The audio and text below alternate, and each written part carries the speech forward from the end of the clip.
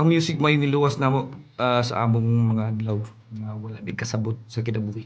Ito kani unsa may rason na despite challenges no grabe kay mga challenges unsa may rason na naagi nagpabilin gyapon ang Wet Sleeper sa local music scene. Kuan mura siya on and off. Ano kay masakit siguro mo undang sa magantos no. Ang music may niluwas namo sa among mga adlaw nga wala may kasabot sa kinabuhi. Okay.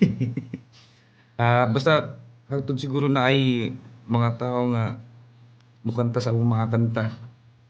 Ug ang storya sa among kanta mao pud ang istorya. Padayon gyapon mi motugtog. Bisag walay stage, bisag walay bayad. Boy ang banda kay naay mga tao nga naminaw gyapon namo. Ug suporta.